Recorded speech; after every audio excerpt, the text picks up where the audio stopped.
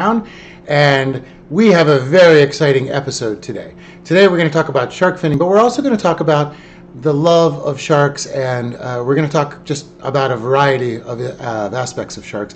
And our guest today is very exciting. It's Wilson McCourtney.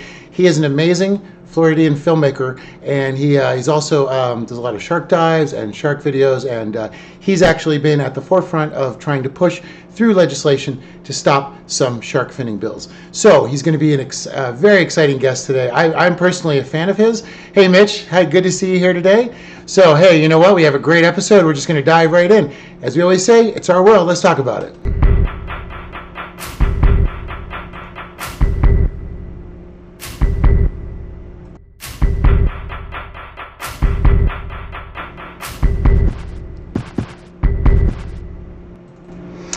And here we go. Everybody's here. Hey, Barbara. Hey, Colleen. Thank you, everybody, for joining us today. Oh, my goodness. Sorry. The sound is loud. I am just excited, so I'm talking very loud. Okay. So thank you guys for joining today. And like I said, today's a very exciting episode because our guest, Wilson McCourtney, as I mentioned before, I'm a big fan of his work. And it's going to be incredible. We're going to get to take a look at everything today. But today what we want to talk about is sharks. Now, a lot of us, Sally, hey Mom, glad to see you on here today too. Thanks for joining. And as my mom knows, I love sharks, and we always talk about this kind of because she says, well, you know, but they want to eat me. So we're going to talk about that a little bit today. Hey, Amy, and there's Amy's in. Amy works with Fin Free in DC and Baltimore area, trying to stop the fin trade and stop fins from being sold, purchased, and consumed all throughout the U.S. Hey, Aunt Betsy. My Aunt Betsy's here too. Nice to see you. Thanks for joining in today. And I'm glad Aunt Betsy's here because she's in the Midwest, and you'd think, well, why would sharks matter? Which actually is fantastic because it brings me to my quote of the day by Dr. Sylvia Earle. And if you're not familiar with Dr. Sylvia Earle, check out the documentary Mission Blue, or you can read, I love her books. They're incredible. So anyway, Sylvia Earle says everybody has the capacity to do something. Even if you never have the chance to see or touch the ocean touches you with every breath you take, every drop of water you drink, every bite you consume. Everyone, everywhere is inextricably connected to and utterly dependent upon the existence of the sea. So it's a very beautiful quote, and I think it's a very important quote because the ocean regulates our temperatures, it regulates our CO2. It does so much for us, and it does things that we don't even notice. Hey, Andrea's here. Hey, Andrea, thank you for tuning in, and glad to have you here. And oh, Grady loves sharks. Great. Okay, well, he's going to love this episode too. Well, parts of it. You might not want to talk to him about other parts. So sharks are really extraordinary. You know, for me personally, on a personal level, when I had my first very serious surgery, I was down for about 6 months, couldn't walk or anything. And I ended up spending all my time studying and learning about sharks and thinking, when I get back up, if I can ever do it again, I'm going to go swim with them, and I'm going to go protect them because they're very misunderstood. You know, and luckily to say, the path has taken me in that way, and I've had a great opportunity to be able to interact with different sharks, and there's still so many more to see and do. So, you know, the thing about them is they're very misunderstood. For example, in the U.S., on average, one person dies each year from a shark bite. Now, there are approximately between maybe 50 to 100 reported interactions with sharks. Meanwhile, humans kill about 100 million sharks a year. Now, on the bright side of things, there's over 350 species of sharks. Just imagine, that's incredible. That is a huge variety, and sharks live everywhere, from the deepest part of the ocean to the closest bit to shore. And most people think, oh no, that's very frightening because now I'm going to be near sharks. But in fact, over 80% of the sharks are under 5 feet long, and you never even see them. They're terrified of us. I've been diving before and had little teeny sharks that are maybe 9, 10 inches just sitting on my hand resting. Beautiful. They're beautiful creatures. But the problem is 90% of the sharks worldwide are gone due to overfishing and fin harvesting. Now, this is a huge problem. First, I want to say hey to Michelle. Thank you. I'm glad to see you back here today.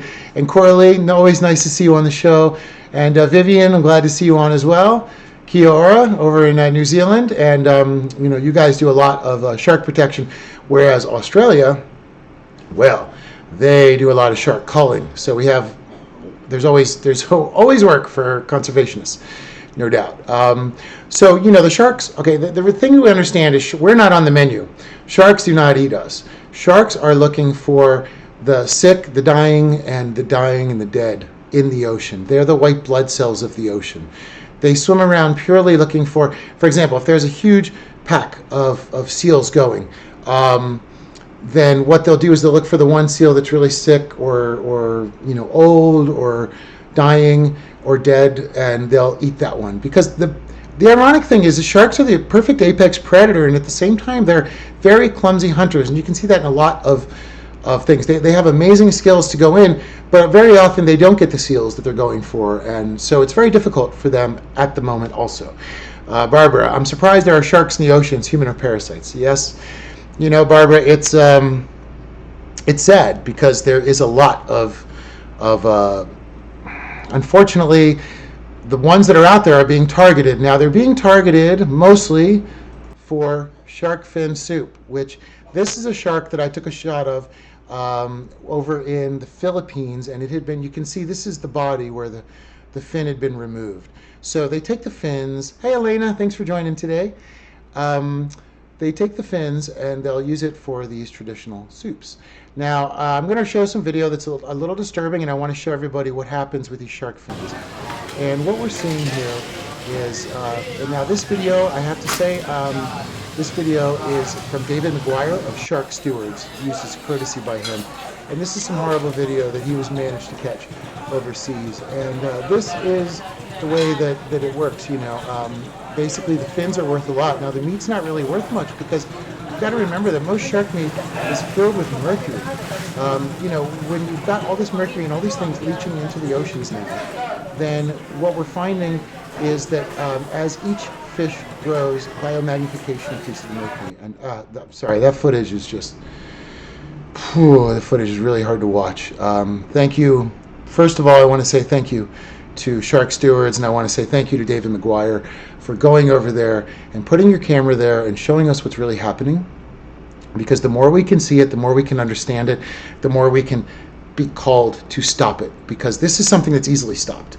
And there have been efforts around the world. And when our guest comes on here in about 15 minutes, we're going to talk to him about how they're trying to stop shark finning right now in Florida, and how it's going, and some of the opposition that's going to be happening through there. Now, unfortunately, that is one of the problems. Now, sometimes they'll take these sharks and they will sadly, I'm going to show you guys some shots from the markets, and these are the sharks.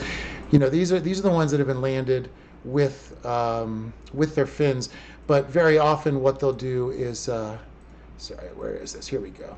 Very often what they'll do is, I'll just show you guys a few more here, the numbers that they're pulling out, and then they're going to cut all the fins off and then be able to really not do much with the meat. And the numbers are staggering. Again, 90% of all sharks are gone. Now, the main reason behind it, there is bycatch. There's always bycatch.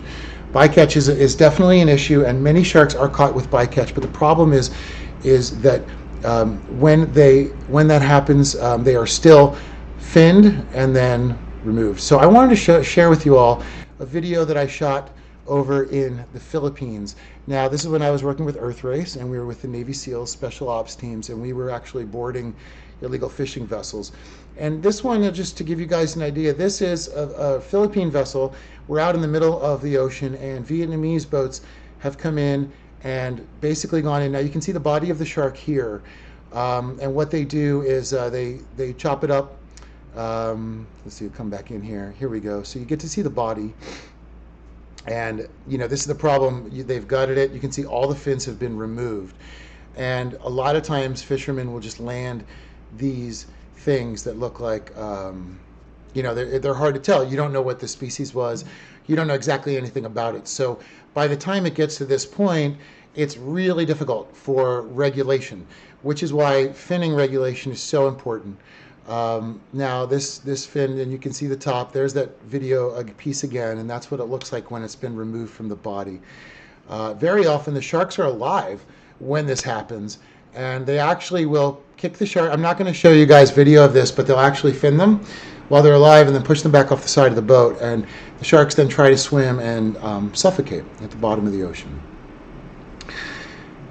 You know, it's hard to gain sympathy for sharks because in our popular imagination, people are very terrified of sharks.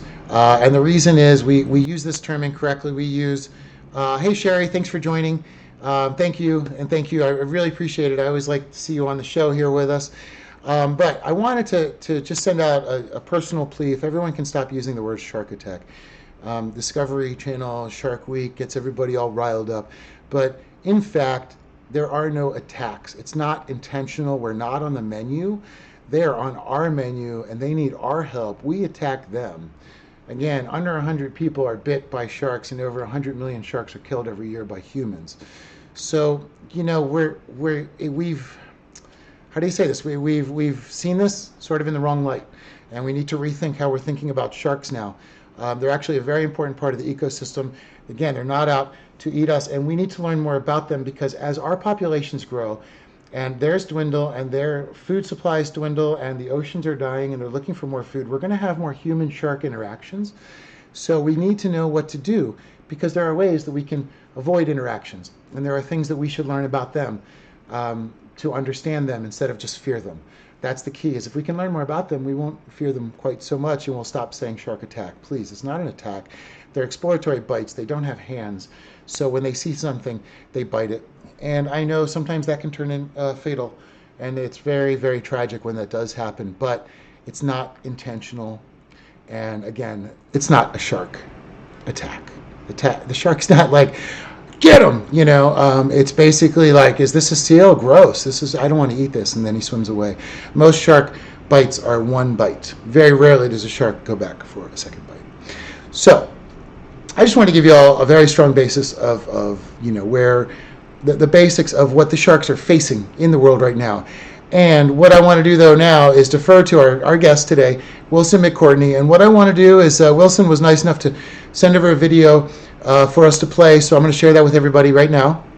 And then when we come back from watching the video, we'll talk to Wilson live. And remember, for everybody that's just joining us for the first time today, you can write your questions and your comments on Facebook. You can do it on YouTube, and they will pop up here on the screen. So you have a wonderful opportunity to speak with Wilson or ask me questions, and I want everybody to be involved. Camilla says, Chris thanks to be witnesses. Yeah, it's, Camilla, it's very difficult, a lot of times, especially when it comes to the shark finning stuff. It's difficult, and it's difficult because there's also the aspect of fishing, and we're going to actually get into that when we get back, when we talk to Wilson. So here, I'm going to go ahead and pop this video on, and we'll be right back with our special guest.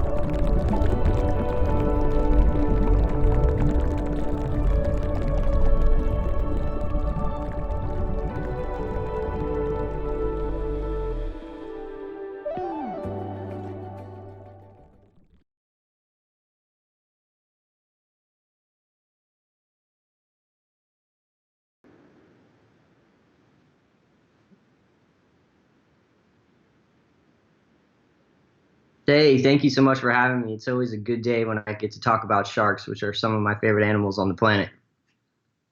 Hey, thank you so much for having me. It's always a good day when I get to talk about sharks, which are some of my favorite animals on the planet.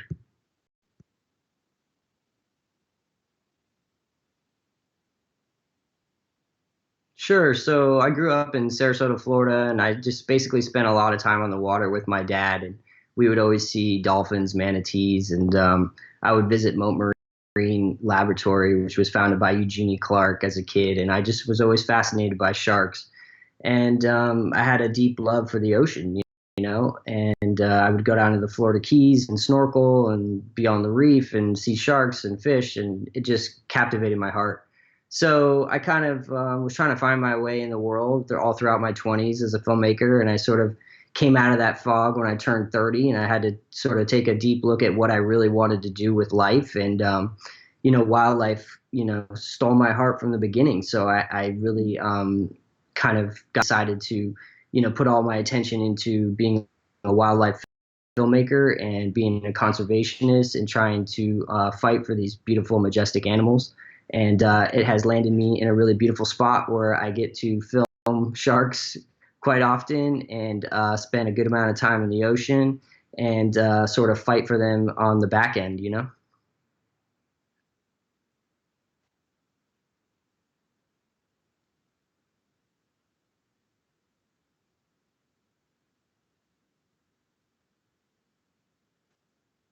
Well, people are terrified of sharks.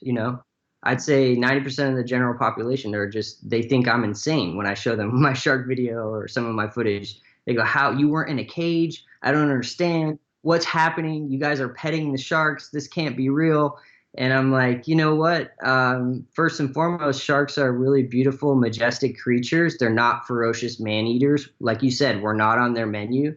And in fact, they're very, very intelligent and they're calculated, but they also thrive on human interaction. So when you're actually underwater with sharks and you have good visibility and they can see you and there's no question about the fact that Right. then they open up and they just sort of swim around you and they actually come up for a little like you can pat them on the back or rub their fin as you see in this video, and they're not all. They're actually just really beautiful creatures that I'm lucky enough to spend some time with. Mhm. So it's just trying to make that paradigm shift in people's minds.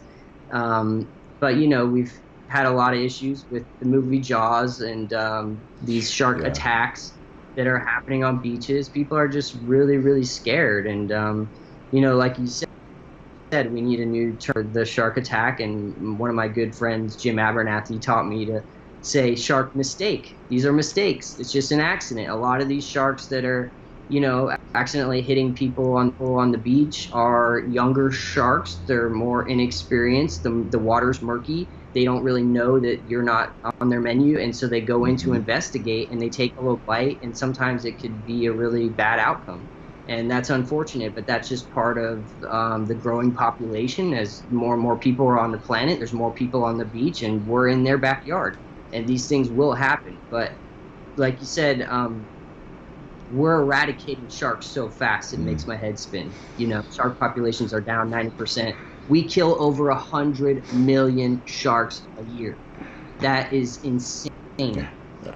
So That- compared to 100 people that may die a year from, or not even die, like 100 people that are bit by a shark, Mhm. million that killing for the fin trade and other issues.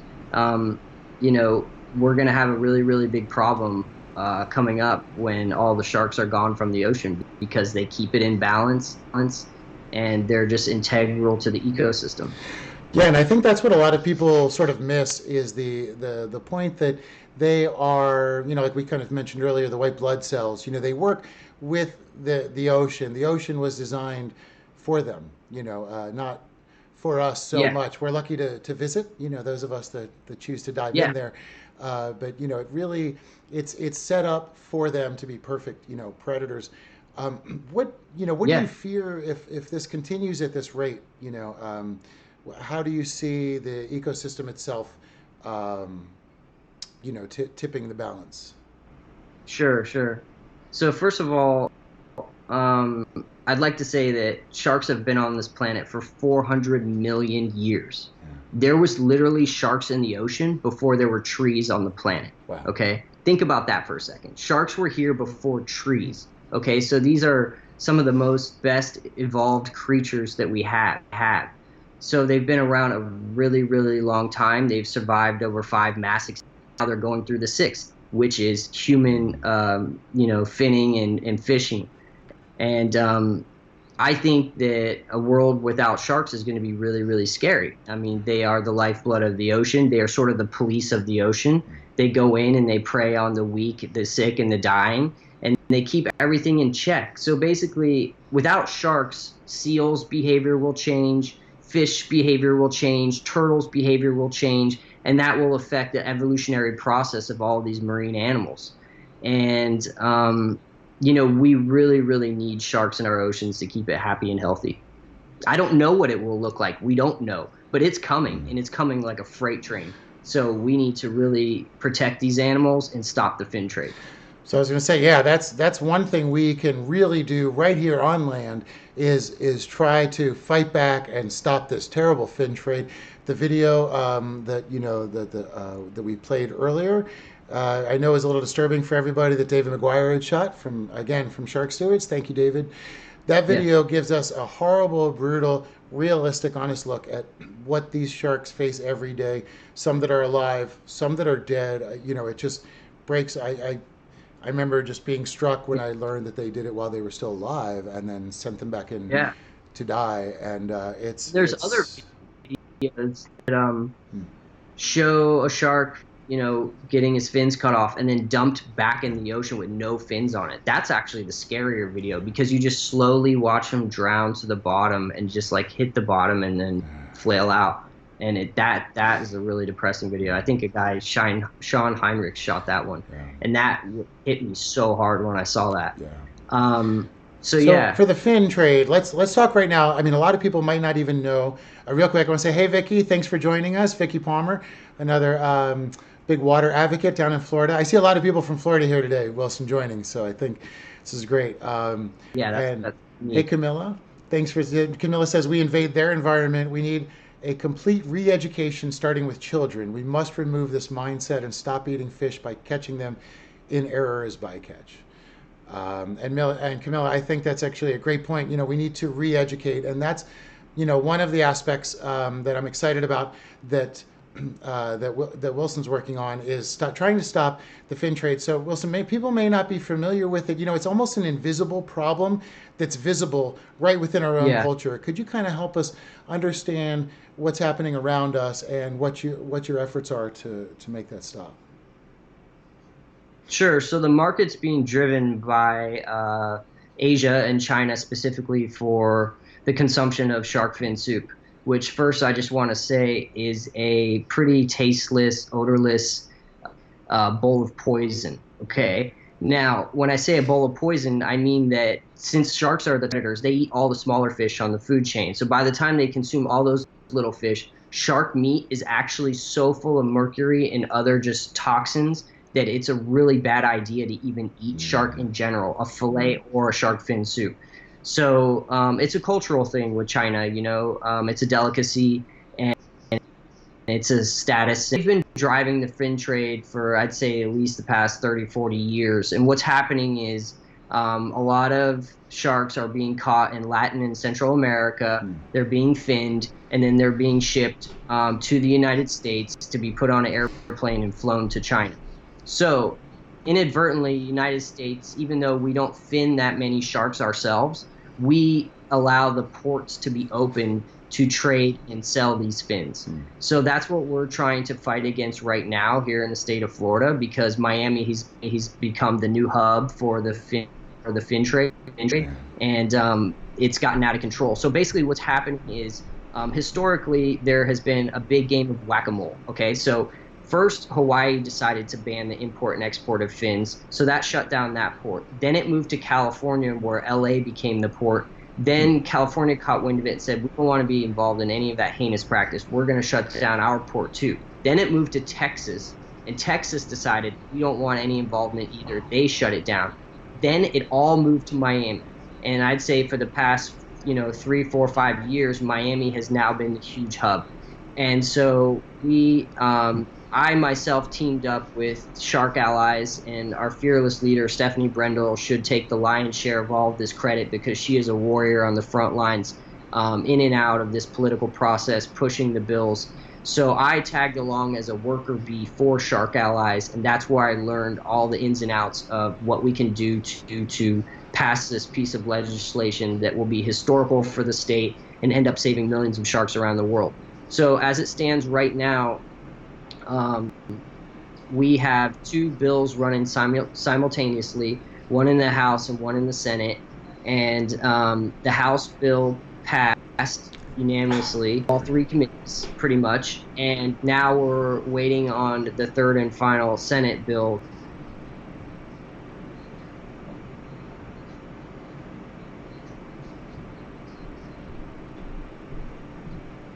And they will pick whichever bill is the strongest, make maybe a little amendment to it, and then hopefully, if all those things go through and pass, they'll put it on Governor Ron DeSantis' desk for him to sign. And then that will whether or not we have successfully outlawed the import and export of shark fins here in the state of Florida, which we will all be jumping up and down for because we've been working tirelessly on this for the past months. We've been writing emails, we've been calling senators, we've been driving to Tallahassee to attend these meetings to speak up on behalf of sharks. And basically, there's just a massive loophole. So back in 2000, Bill Clinton signed the Shark Finning Prohibition Act, which basically banned the act of finning, but there was a bunch of loopholes with that too. So the finning practice was still sort of going on. And back in 2012, Florida made it illegal to go out to sea on your boat, fin a shark, and just bring home the fins. So what was happening is a lot of people were finning sharks, and we weren't able to identify these sharks. So it's really an identification issue. So we didn't know if they were endangered hammerheads or if they were black tips or, silkies, duskies, whatever. So basically, Florida stepped in and said, okay, well, if you want a shark fin, you have to land the animal whole. You have to bring it to port. And currently in the law, it states that each vessel is allowed 2 sharks per boat per day. So that has been the massive loophole in the sense that you can still sell those fins. Once you bring the whole animal back and cut the fins off, you're allowed to sell them. So just by saying that you're allowed to sell those fins, it opened up the Port of Miami to be a hub for the import-export of fins, all of which were coming from Latin America. About 20 days ago, we just had the biggest shark fin bust in Miami, in the Port of Miami. There was 1,400 pounds of fins that were seized by the FDIC. Wow. So this isn't just something that happened 3 or 4 years ago. This was like 2 weeks ago. So it's still ramped up. A lot of the fins are, like I said, coming from Latin America. And we just have to make sure that we pass this law so that we shut down the ports. Unfortunately, with this thing, like I said, it's a game of whack-a-mole. Even if Florida shuts down Miami, it might pop up in Atlanta, Georgia, or wherever, somewhere on the Georgia coast. Who knows? So, but all we can do right now is to put our foot down and say that Florida does not want any involvement in the shark fin trade. And so far, we've just been getting a little bit of pushback from some of the commercial fishermen who are basically, just financially suffering, and they don't want any more regulations put on them. A lot of these guys are like shrimpers and stuff in the panhandle, and they have bycatch. And, if they need to, land a shark and sell a couple fins here just to make some money to put food on their table, they don't want us to take that ability away from them, right? So their whole argument is basically this. It's too bad that things are happening in China. It's too bad the sharks are getting killed, but please don't regulate us because we need to put food on the table. And we're saying, look, I'm sorry. We're going to go right over your head because, we can't allow any import and export of shark fins because it's destroying the ocean, and we need these animals to keep everything. That's great to hear that, because it's important to know that there are these two sides, and it's very difficult because a lot of the fishermen, they're not intentionally trying to cause a lot of harm, but it is a financial kind of pressure. So to be able to work with Yeah, them is got to be very important as everything moves forward, and hopefully they can find a way to yeah, align their interests. I know that a lot of the fishermen in Florida were very innovative in using new releases so that turtles could get through their nets. And there generally have been some of the most open fishermen to trying to advance things to, with the eyes of yeah. conservation. So hopefully, These aren't bad people. They're right. just trying to make ends meet. And they're basically saying to us, please don't penalize us for what's going on in China. That's beyond our control. We need to do what we got to do to have sustainable shark fisheries here in Florida and to help put food on the table for our family. And we're saying, yeah, we hear you, but unfortunately, just because we're allowing people to land a whole shark, two per day per boat, is also allowed 88,000 fins in 2017 were seized in Miami. That's the biggest amount of fins on record. And guess what? Those are just the fins that were caught. Hmm. What about all the fins that went right under the radar? So that could be a couple 100,000 fins every year, that we just don't know about. So a lot of this is black market. A lot of this is underground, and we just don't have the numbers or the manpower to count all the fins. All we know is that Miami is the new hub. That's for sure. And that it needs to be shut down, and we're going to close this loophole and have a big victory for sharks, and all go on a massive shark dive and be happy and smile and pet some sharks and hang out. That's the way to celebrate. And Jupiter, Florida is very famous for having some of the best Yeah, shark diving in the world, and where you can see some of the most amazing sharks. Some of the yeah, most famous footage that everybody always sees, involve, I think, right in Jupiter, and you, Jim Abernathy, and a lot yeah. of you guys. And I do want to say, Stephanie Brendel, she is a force to be reckoned with. She runs Shark Allies. She's amazing. She's a friend of mine, and Yeah. for those who aren't familiar with her, she actually was on Shark Tank and took Mark Cuban shark diving to sort of get everybody a little bit less afraid of getting in the water with sharks, because that's the big first moment, and everyone thinks, well, you're going to jump in and they're going to start eating you. But Stephanie works tirelessly to change the image of sharks and also to stop finning.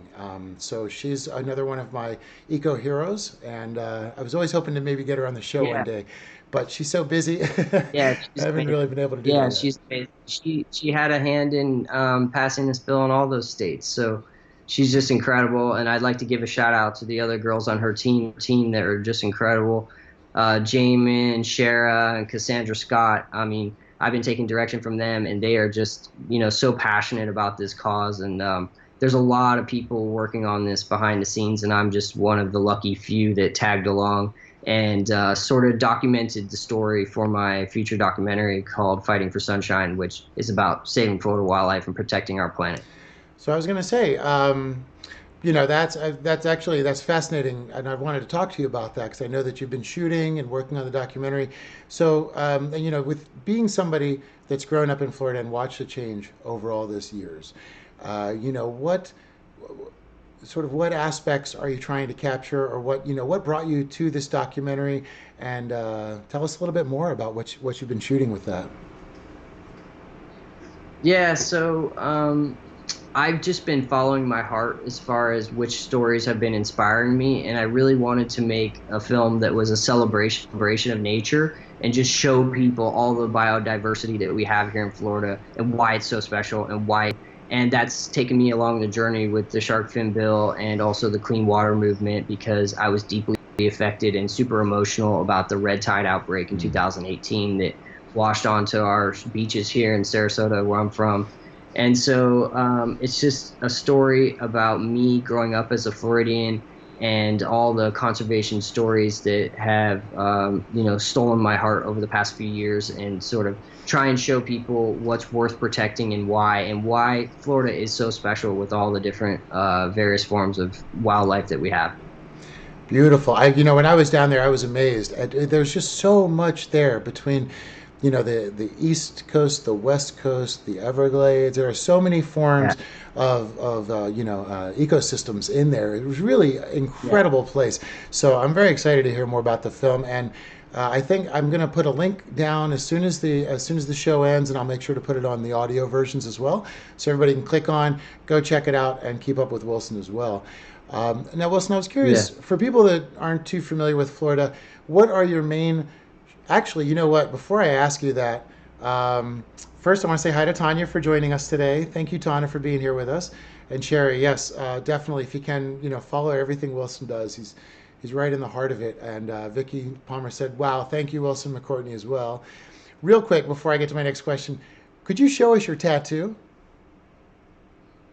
Oh Let's yeah, take a look here. I got hammerheads I schooling love around. that. Look at that.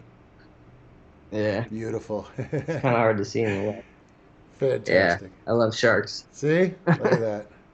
Oh, that's Yeah, beautiful. Oh, yeah, okay. sharks, cameras, I'm all about. And I like that because The you things I have wanted to taken mention. your passion Yeah, and you can't stop. You see something that needs to be said, you see nature in danger, and it's just your instinct to jump in there and grab your camera and try to share it with everybody. And I know you've been working with, Scott Wilson, and you've been working with all of the clean water movement and the pesticide issues yeah, that yeah, Florida's facing as well. Um, yeah. so, One of the things I would like to mention about the shark fin bill hmm, too, before we blow past it, is that we're not only saving sharks with this bill, we're saving our diving tourism industry. yeah, Okay. hmm, So there's over $220 million in revenue every year that's brought in from basically sharks for the diving tourism industry. People fly around all over the world to come to hmm. Florida to see sharks. And if we keep finning and allowing them to be wiped off the face of the planet, we'll lose all of our revenue from those dive resources. So it's really a story about saving sharks, our diving tourism industry, and how much more money it generates than people do allowing commercial fishermen just to catch a few fins here and there. And so, That's a great point, by the way. That is a big thing where a lot of places where they're running into endangered animals or they're running into major issues is to try to re-educate and go towards ecotourism dollars instead of yes, just direct industry or extraction dollars. And I think that's a great point. I mean, like I'm saying, Jupiter, Florida is world famous. When I first started diving, that's all everybody said. You got to go to Florida, go see the sharks, or go to the caves. But I've always Jupiter is actually a place I've never been able to dive, and so it's still on my top list because it's really some of the most incredible interacting areas. You yeah, know, it's the shark highway. Okay, it's because of the Gulf Stream hmm. runs right through there, and we have fresh water coming in through the Atlantic. And the sharks, it's their highway. They love it, and it's good visibility. It's always pretty warm, and it's super sharky, and it's amazing. I like the sound of that. When I surf, I don't like to hear the word super sharky, but when I dive, I do. you know. Yeah, exactly, exactly. What so now in Yeah. Florida, I'm really curious, what kind of sharks are there localized, or do you know what kind of sharks that the fishermen are targeting, and are any of those in the area around you guys endangered? Yeah, we have a ton of sharks here in Florida, which makes it really fun and exciting. We have a large blacktip population. We have silkies, duskies, lots of bull sharks, occasional tigers, hammerheads, and some reef sharks, obviously down in the Keys. So there are, a bunch of sharks that are on a list, CITES list that need extra protection because we're just not seeing too many of them anymore. And yeah, all sharks are important at this point. Yeah. You know what I mean? So yeah, they all need our protection. Now, what is As far as which are endangered, you know, hmm. we can look that up. Real fast, Camilla wanted to say, make sure that Wilson knows we say well done if you can't see the comments. A lot of people are very excited about Thanks. about the work that you're Yeah, doing there, and says awesome. so. Yeah, amazing The list keeps podcast. changing, Eric. Mm. The list for the sharks that need extra protection keeps changing. The mako shark just got put on the CITES list, so that was big and huge. Blue sharks definitely need our help, and the great hammerhead. So there's another issue that's going on that is sort of parallel to this, which is land-based shark fishing. we're losing some sharks that way. And that issue is extremely controversial because people want to come down here from Massachusetts or wherever they're from, and they want to trophy hunt and they want to go on the beach and land a massive shark and get their photograph for Instagram. But by the time they push that shark back into the water, not many of them survive. So, shark fishing from the beach is also a major, major issue. So it's legal in Florida to do it from the beach. Like in California, they're allowed to, just not great white. Yeah, well, I should hope not. I don't even know if we can catch a great white, but yeah, the FWC just put stricter regulations on what people can and can't do from the shore and from the pier, so that's great. But we've been watching these horrific videos over the past 10 years of people just mishandling sharks, and then unfortunately, a lot of those sharks, they look big and ferocious, but they don't survive that fight. These fights can be 2 hours long for a big tiger shark and stuff, and by the time these people stand on their head and pull their jaw back, I don't know if you've seen the videos. I saw that most recent one. To send off. It's like some frat boy mentality. I don't understand it. But by the time they put the shark back, a lot of those sharks don't survive. So that's super sad and it's hard to watch. But you also don't want people chumming the waters, right, close to the beach. Right. Do you want to take your kids to go swim at a beach where there's a bloody chum bucket 100 yards out past the buoy? Yeah, exactly. I don't think so. Sharks into a public place, so that's hazardous. And also, fishing them from a pier isn't great either because they're chumming all over the pier. Right. They have a ton of lines in the water. They catch a fish, and some of these piers are 50 to 100 feet up. By the time they pull that shark all the way up that 50 to 100 feet and they take the hook out and they get their picture and they high five their buddy and then they take a swig of their beer and they throw it overboard, that shark's not going to make it. I don't know if you guys, we have an issue here. Many years ago on the 4th of July, just like the movie Jaws, a friend of mine actually was accidentally bit by a great white in Manhattan Beach, and he was a swimmer. His name was Steve Robles, and he was swimming, and there was a guy who was fishing off the pier. And the problem is he was targeting great whites, which are endangered, and this is a great white nursery area. And when they're younger, what they do is they look down and they just eat skates, rays, things off the ground until they're old enough to learn how to be able to also hunt in an upward fashion. So a lot of them are very much around us all the time, but they're just staring at the bottom. So this guy had his traps down at the bottom. He caught it and then entangled the guys as he was swimming. He's like a long distance swimmer, and the guy got bit by that. But that became a major issue out here because what we found is that people were fishing off the pier and then struggling and then taking them down and walking down to the beach where it was legal to land them. And it was just this horrible loophole that they had found a way to get around. There's certain string you're not allowed to use if it's too heavy because it's meant for certain types of bigger sharks. We have kind of those regulations here, but it still doesn't stop, these people. So I think, I'm glad to hear that the regulations are getting stronger because there needs to be, more done. And it comes back to that horrible idea of us wanting to tame this, ferocious beast. And, people think it's, and if they only knew how to themselves and frightened and timid sharks are. I've been on shark diving expeditions around Catalina Island. We got to go with Ocean Ramsey and a few people, and we couldn't even find any. And we were out there, and we were in a very distant, remote area. We were chumming. Sharks are so shy that you're lucky if you ever get to see one when you're in the water. Yeah. They have amazing sensory built into their bodies and their system. So they'll come swim up to check you out. But other than that, they want to be left alone and, on a scuba dive or something like that. So they're not seeking to hunt you out, and they are shy in that way, for sure. Do you have a favorite shark that you like to see when you're underwater? Yeah, I love hammerheads. Hammerheads are my thing, My bucket list dive is to go to the Galapagos and see them schooling like that, Incredible. Yeah, me too. Yeah, we may have to make that happen. That sounds like that's an adventure I would love to have. Yeah. That and to go down to the Cocos. One thing I'd like to mention is that so by Oceana's report that there's 100 million sharks per year that are dying.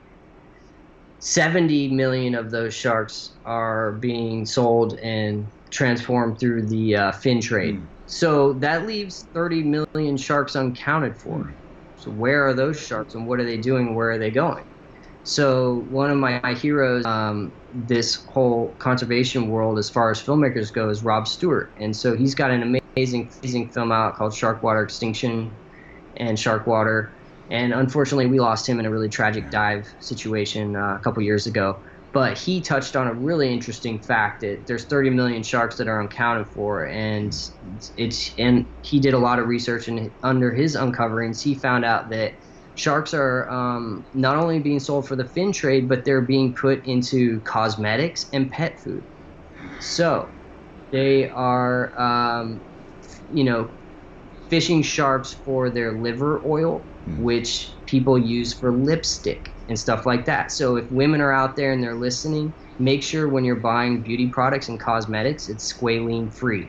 Now, it gets a little confusing because some of the squalene is plant-based, but basically you just have to make sure that that squalene isn't being derived from shark oil and shark liver.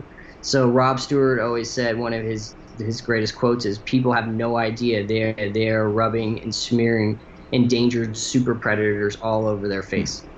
So sharks are being caught and sold for other things besides just the fins, and it looks like they're accounting for about 30 million of them are going into pet food and cosmetics. Do you know if the shark fish oil? Sometimes fish oil, like the supplement, can be straight shark oil, which is not good for you because that has a ton of mercury in it too. So be careful about some of these products that you're buying. They could be filled with sharks if it says squalene. Squalene. Okay, that's great to know. That's a tricky one. That's true. Yeah. Some people look at the ingredients, they just give up at the third word that makes no sense. Well, they disguise it with a different name. They would never put shark oil on it because you wouldn't use that lipstick on your lips, probably. And for pet food, that's frightening. But there's a too. Great girl named. So much. Yeah, there's an amazing girl named Shark Guardian Mel who was friends with Rob Stewart, who is leading a campaign to get MAC to stop using squalene in their lipstick. She has been successful with that, although I'd have to follow up. Fantastic. Oh, that's great. Yeah, I'll have to check that out because that's actually a very important aspect, and at the moment it's hard to find websites that have a lot of resource on what to do. And again, I do want to tell everybody, go to sharkallies.com, right? And that is one of the best resources where you can learn all about sharks. You can watch incredible videos. There's a lot of educational material. And as we had said earlier, the re-education is the important part. And I like that Shark Allies works so hard to re-educate on a one-to-one level. And I like that you're out shooting documentary and shooting film so you can help educate on also a larger level. Because, without people like Rob Stewart, we wouldn't have known what was happening. I remember his documentary really also inspired me to just stop doing what I was doing and try to make a difference. And he was one of, Shark Water was one of the really pivotal films in that. And especially to see the misunderstood aspects of it. And, it just kills me to see Discovery continuing with Shark Week. And I mean, it's nice to see people get excited about sharks, but it's sad to see them get excited about the wrong aspects of them. I think there's a reverse anthropomorphism of, where what we do is we say, well, don't give them human personalities, but then we give them what we like from our human personalities. So that's why people use the word shark attack, because they think it's a hunter and it's this big, like this macho hunting thing. But in fact, it's kind of, I think somewhat the opposite, where they're very timid and they're just trying to eat. And, we've seen a lot of great videos where the sharks can't even get the seals, and they don't always succeed. So people have this big misconception of them, and it's sensationalized. I love Shark Week too because some of those filmmakers and those cinematographers are my heroes. Andy Casagrande He's a legend. And Joe Romero and those guys. I always watch Shark Week and I DVR it, so I record it. But as soon as I see an episode on there about an attack, I immediately delete it. I only watch the stuff with Andy Casagrande and Joe Romero. So, his work is great. You just have to be, once you're informed and you're well educated about the subject matter, you can kind of pick and choose what you're willing to digest. And sharks are an easy target, Hmm. right? They are big and scary, and they have these massive teeth in this historical context of being these man eaters. So it's very easy for a network to pick up on sharks and sort of put them in this light where it's sensationalized and it will, scare people. And then they get good ratings because, for whatever reason, humans have this morbid curiosity about shark attacks and stuff like that. And it's just the same thing as why, the news channel will show a horrific car accident on TV because people will stop and look. And it's the kind of the same thing with sharks. It's a good point. That's a very good But point. I'm going to continue to keep making these videos where I show the beauty of Yeah. sharks and how majestic they are and how just, they kind of like a little bit of human interaction and affection, and how you can free dive with them with just a snorkel and some fins and be right there with them for hours and hours and at a time. And nothing bad will happen to you. That's my way of giving back and changing the paradigm shift. I love that. And watching the video that you shot, you can see the love that you have for them in there. It comes across through your lens. You can see that infatuation and, just the absolute being drawn into the beauty of their motion. It Yeah. really is beautiful work. It's amazing to be in close proximity to an apex predator that's been here for 400 million years. It just blows you away every time That's it. you're that close to a shark. There's something so visceral and so exciting and electric and like a lightning bolt of, just pure joy for me, to be. I just feel so grateful to be in the ocean with my camera and with those sharks and those amazing people that run those dive operations. Shout out to Shark Addicts; those guys are cool. And the Florida Shark Diving crew too, out there in Jupiter, they all do great work where they, drop people in the water with these sharks, and one group at a time, they're changing people's minds and showing them that they're really beautiful, and you can spend time with them, and you don't have to be scared. I love that. And we are lucky that you're out there with your camera, with everybody doing this too, because you're giving us a window into a world that a lot of people don't get to look into. And the more we can see it, the more we can understand it. Those of us that are landlocked, and I think it's just some of the most important work that can be done. So, from my side, also want to thank you and Shark Allies for all the work you guys do, because it's tireless. It's nobody's paying you to do it. You do it because it's from your heart, Yeah, and you know that it needs to be done, and yeah, you know that your kids want to have a decent environment in the future, and every step that we take is an important aspect to saving the future for them.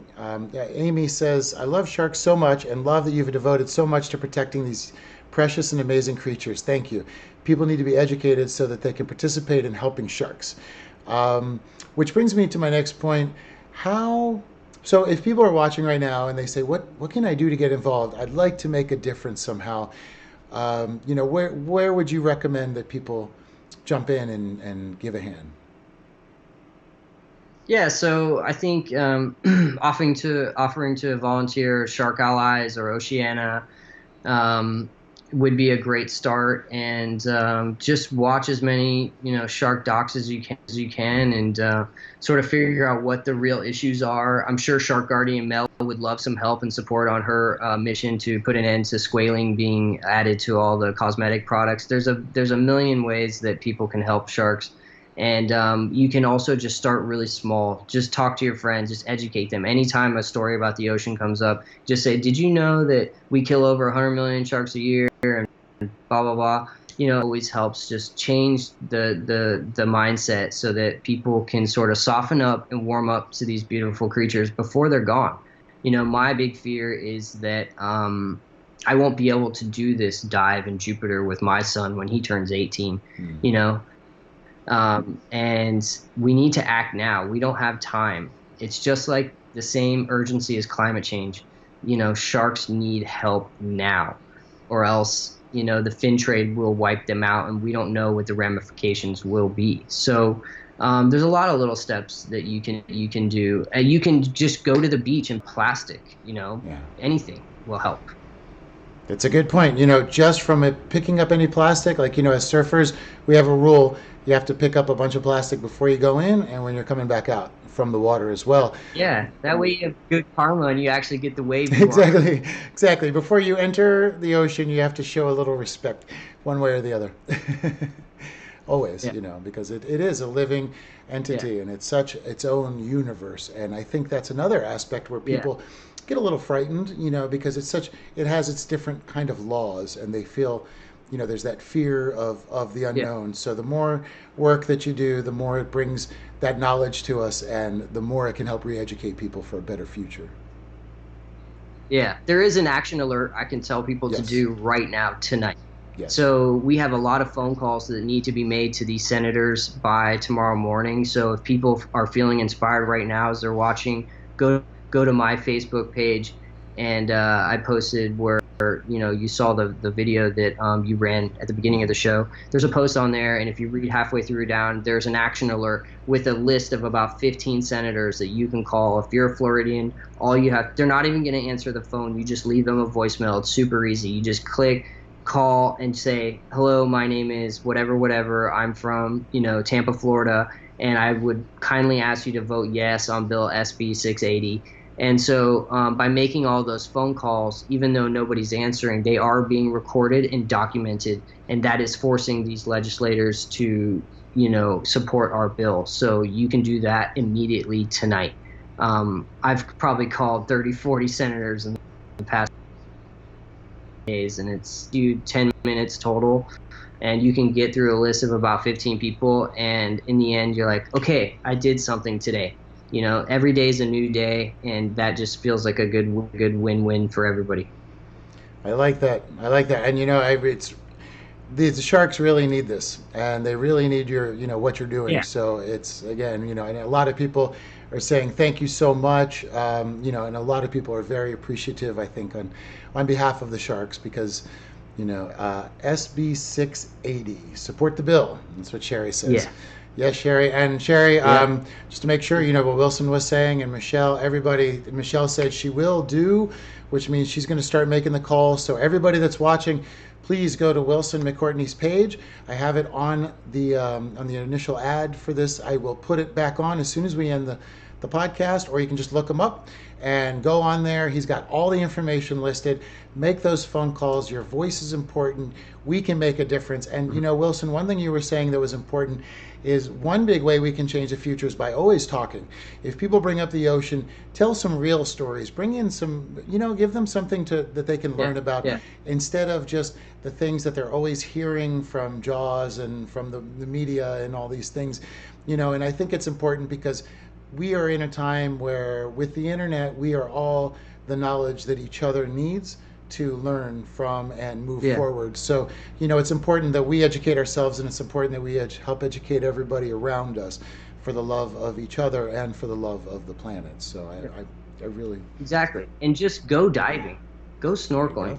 You don't have to go on one of these crazy shark dives in Jupiter or whatever. You can take your kids down to the Florida Keys and just go to Penny Camp and go on a little snorkel and show them the coral reef. You're going to inspire your children to be ocean conservationists just like me and Eric. And that is where the big change will come. It all has to do with the next generation. Absolutely. And in Fighting for Sunshine, my film, at the end, I'm going into a scene where I'm talking about handing off the planet to the next generation. And that's really the key here. I have two young boys, and basically my big dream in life is to make sure that when they're adults and they have their own family, they can still take their kids out and see some gorgeous wildlife here in Florida the way I do. Oh, that's beautiful. I have a feeling they will with all the effort that you guys are putting in. So, Yeah, I could tell you one thing they're going to see on a dive. They're going to see a lot of plastic, so that's a different issue. right. So We're one at a time. but there's a lot of young kids. There's a lot of young new activists that are coming up, new shark lovers, new ocean conservationists, and they're incredible. And I've filmed with a few of them in the end of my documentary. So hopefully you guys will be able to meet those kids on the screen and just get inspired by them. And like I said, just take your kids diving, take your kids hiking, get them in nature, whatever it is. Take them to the beach more often and pick up some plastic and go for a swim and have fun. Exactly. Exactly. Let them go enjoy it. I mean, there is nothing Yeah, like yeah, that feeling of getting in there and seeing it. And like you said, you can snorkel. You don't even have to go very far, and you can see exactly. all kinds Yeah, of beautiful other world, exactly. and it, Yeah, yeah, and it's, now is an important time that we need to not be afraid of that other world, and we need to bring that other world into us because we are destroying it in so many different fashions. But the one thing we need to do right now is to help the populations, especially of these endangered animals, but to help the populations rebound, and they can. And by the bill that you're working on, it's going to help because that is going to give them a chance. It's going to give the population a break from the pressures that are just driving it into extinction right now. And again, I want to really yeah. thank you for all these Mother, efforts Mother because Earth. you are changing the future. Yeah, Mother Earth is very resilient. Yeah. She will bounce back, but she needs grace and she needs time, and she needs us to hit the pause button on all these destructive behaviors that we have. So that's the hope. That's the good news. It's really easy for conservationists to get bummed out and depressed. Like every time you turn around, there's some other issue that's just heinous and disgusting and just like rubs you the wrong way. But really, we just have to keep our eyes on the prize Exactly. and know that if we do the next right thing, we'll give Mother Earth that grace and that time to heal, and then things will bounce back rather quickly. And I think I love how you said that too, because it will come back, if we can just find ways to not, just to leave it alone. And there's so many great examples of fish populations that have resurged. And, watching Mission Blue, I really liked how Sylvia Earle talked about, and I always talk about this in conservation in all aspects. We need hope spots. They're not hot spots, they're hope spots Yeah, because they can rebound, and we are led to believe in a lot of ways that we can't do anything to help the environment. Maybe we can vote somebody in or whatever, but in fact we actually do have the power to make a big change. And what we need are just answers and solutions or ideas, and I think that that's very important. Too often it is a doom and gloom kind of conservation approach. It's just too easy for so many people. And I think what I like is that you're focused on the hope spot as well. Finding solutions and yeah, finding handles to let all of us come in and help with the problem and help lift it up and change it. yeah. Because it's all hands on deck right now. We need everybody Yeah. involved. We need to care about the planet, and it's the best playground in the world, really. The ocean and all the beautiful nature that we have here in Florida. So it's a win-win for everybody. And you're just gonna look back at your life when it's all said and done. This is the big takeaway for me is that I this is what gives me strength to fight every day. I always say I want to look back at my life when it's all said and done and said I showed up to make a difference, and I'll be the most proud of that. It won't be how much money I made or how big of a house I had or how many SUVs in the driveway. It'll be, did I help sharks? Did we pass this legislation? Was I very vocal about, ocean conservation? Those will be the things that I'll remember. And I think rings true for most people on the planet as well.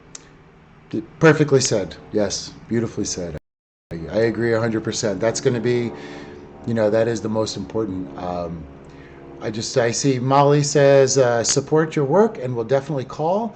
Sherry said, it's time to become a hyper activist. Get involved and love nature. It's the only thing we can truly leave to our children. And Michelle says, upsetting when many continually said the planet is dead. Yeah, and that's the thing is people are too focused on that negativity. So, everybody, I'm very excited. Make sure to go to Wilson's page. He's a very inspirational filmmaker, and he's got a positive outlook and one of the many solution offerers out there and one of the best conservationists. And I know, as I said, Wilson, I'm a fan of your shooting. I'm a fan of your work, and I can't wait to see this documentary also. And everybody, make sure to go to that link and go check out that documentary as well. We're all going to be waiting to watch it. And it's going to be important because we need these kinds of conversations happening. So I just wanted to thank you again for all your work. And thank you for being on the show today, man. I learned so much from talking to you today. And that's the most incredible part about conservation. There's always more to learn. Yeah, yeah, it was super fun. All right. Thanks a lot, man. Talk soon. All right. And there we are, everybody. It was an incredible, incredible show today. I couldn't believe we had Wilson McCourtney on. please go to his Facebook page, or go to his Dream Reef Cinema website, because it is some of the most beautiful work you will see. Absolutely incredible. And the guy has so much passion, and he's making a change. So, and Michelle, thank you. And yes, Mitch sent Wilson a friend request. Great. Oh, hey, Kim, nice to see you. And yeah, Kim, if I don't know if you guys have been able to check out the whole episode or not, but Wilson did have a call to action. And again, if everybody can go this evening to Wilson's Facebook page, check out what's happening with this shark finning bill. Call these senators, put some pressure on them. Remember, he is offering solutions. So what he's saying is, you know what, we can stop this, just make these phone calls. So, again, we do have the power, and even though we're meant to feel powerless, or we're meant to feel overwhelmed by a lot of negative stories, or getting a flood of negativity when it comes to conservation, remember that we are the cure. Yeah, maybe we are the virus, but we're also the cure. And so that's all that matters, because one Wilson McCourtney can take down 100,000 bad guys. And I mean that, and I've seen it in the field, and it is. And as long as we all stay together and we work together, we are going to change everything as it is, because we are all at the point where we're done tolerating it. And so anyway, today was an incredible episode. For me, it was very, very exciting to have Wilson on. Please go check him out, and I'm going to put some more links down there. And I want to thank everybody for being here this week. I know I was gone for a few weeks, and it was really fantastic to be back and see everybody's names and comments. And Molly, it's good to see you on here again too, and all my friends as well. That a lot of good familiar faces and some new names that I haven't seen before. So it's always exciting when that happens on an episode here. So if you can, we're going to be back next week on Facebook and on YouTube. I will put the link down there. Please go to the YouTube channel, click on subscribe to make sure you don't miss anything. And thank you all for tuning in. As I always say, it's our world. Let's talk about it.